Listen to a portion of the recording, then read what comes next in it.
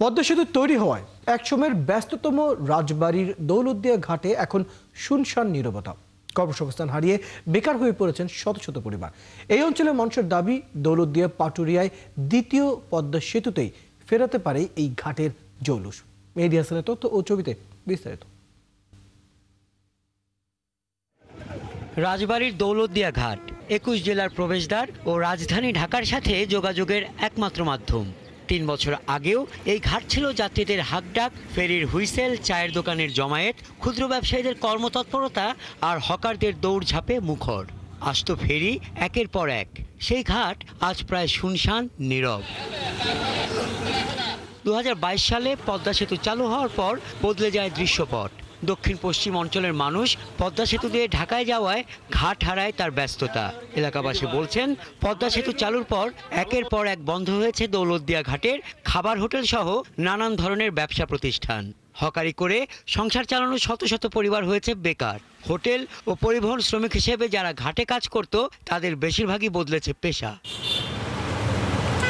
দীর্ঘদিন ধরে উঠেছে দৌলতদিয়া পাটুরিয়ায় দ্বিতীয় পদ্মা সেতু নির্মাণের দাবি। হয়েছে সেমিনার, সমাবেশ।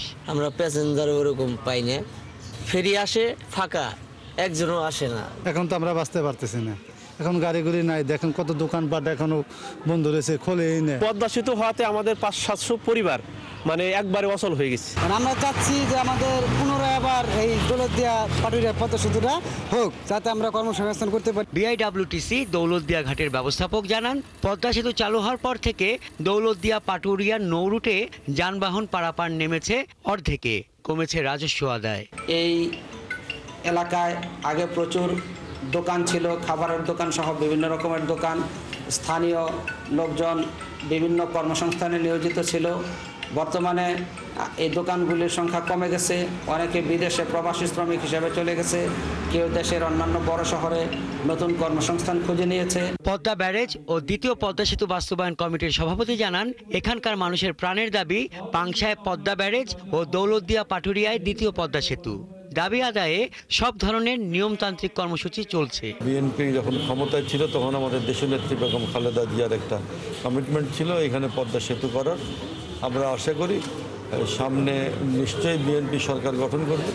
সরকার গঠন করলে এখানে দ্বিতীয় পদ্মা সেতু, পদ্মা ব্যারেজ সহ আমাদের এই এলাকার আর্থসামাজিক উন্নয়নের জন্য যা যা করার সেই কাজগুলো করা যাবে। রাজবাড়ীর পাংশা উপজেলার হাবাসপুরের পদ্মা ব্যারেজ ও দৌলতদিয়া পাটুরিয়ায় পদ্মা সেতু হলে এই অঞ্চলের ২৬টি জেলার মানুষের উন্নয়ন হবে দাবি করে দ্রুত প্রকল্প পরিকল্পনা ও বাস্তবায়নের দাবি তুলেছে এলাকাবাসী। হাসান আহমেদ, ৭১। দর্শক, এই বিষয়ে আরো বিস্তারিত জানাতে যুক্ত হচ্ছে সহকর্মী মেহেদী হাসান। মেহেদী, দৌলতদিয়া ঘাটের মানুষের আসলে দাবিগুলো কি এবং এই দাবিগুলো নিয়ে কর্তৃপক্ষ কি বলছে?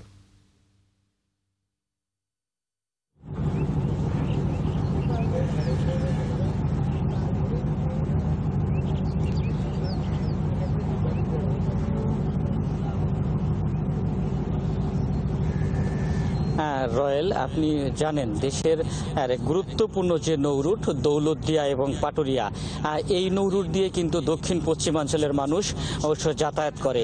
এই দক্ষিণ অঞ্চলের মানুষের দীর্ঘদিনের প্রাণের দাবি ছিল পদ্মা সেতু, দৌলতদিয়া পাটুরিয়ায় পদ্মা সেতু করা।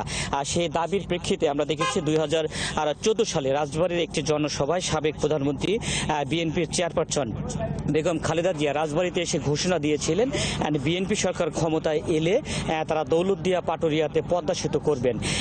কিন্তু পরবর্তীতে যে আওয়ামী লীগ সরকার ক্ষমতায় আসার পর তারা কিন্তু এই দৌলতদিয়া পাটুরিয়ায় পদ্মা সেতু করেনি। তারা শিমুলিয়া কাঁঠালবাড়ি নৌ রুটে ওই রুটে পদ্মা সেতু করেছে। ওই নৌ রুটে পদ্মা সেতু করাতে এই অঞ্চলের যে মানুষের যে জীবনযাত্রার কোনো উন্নতি কিন্তু ঘটেনি। এই অঞ্চলের মানুষের ওই পদ্মা সেতু হওয়ার কারণে এই দৌলতদিয়া পাটুরিয়ার আর নৌ রুটের সাথে যারা সংশ্লিষ্ট রয়েছে, এই অঞ্চলের মানুষ যারা রয়েছে, ঘাটের এলাকায় যারা ব্যবসা বাণিজ্য করতো, ঘাট এলাকায় যারা হকারি করে জীবনযাত্রা করতো, এই ধরনের শত শত পরিবার কিন্তু একেবারেই কর্মহীন হয়ে পড়েছে, মানুষ কিন্তু বেকার হয়ে পড়েছে। আর এই নৌ রুটটিও বলা চলে একেবারেই অচল হয়ে পড়েছে। এই নৌ রুট দিয়ে কিন্তু এখনও রাজবাড়ী, কুষ্টিয়া, মেহেরপুর সহ ওপারে মানিকগঞ্জ সহ কিন্তু এখনও কিন্তু বেশ কিছু জেলা কিন্তু চলাচল করে। যারা যায় তারা কিন্তু ভোগান্তি নিয়ে যায়। এখন সময় পরিবর্তন এবং প্রয়োজনে তাগিদেই কিন্তু এই নৌ রুটে পদ্মা সেতু করার কিন্তু তাগিদটি দেখা দিয়েছে।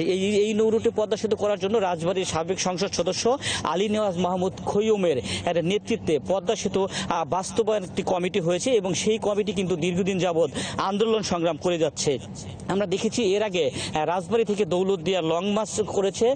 ঢাকাতে কিন্তু সম্প্রতি মির্জা ফখরুল ইসলাম আলমগীর প্রধান অতিথি ছিলেন। একটি সেমিনার অনুষ্ঠিত হয়েছে পদ্মা সেতু বাস্তবায়ন বিষয়ে। এছাড়াও গত 20 নভেম্বর রাজবাড়ীতে কিন্তু আরও একটি সেমিনার অনুষ্ঠিত হয়েছে। সেই সেমিনারে প্রধান অতিথি হিসেবে উপস্থিত ছিলেন বর্তমান প্রধান উপদেষ্টার আর বিশেষ সহকারী মনির হায়দার। তবে সকলেই মনে করছেন এখন মানুষের তাগিদেই কিন্তু এই নৌ রুটে একটি পদ্মা সেতু করা প্রয়োজন। এই দ্বিতীয় পদ্মা সেতু আমরা আশা করব এই দাবিগুলো খুব দ্রুতই আসলে যথাযথ কর্তৃপক্ষ আমলে নেবেন। ধন্যবাদ সময়টুকু দেওয়ার জন্য।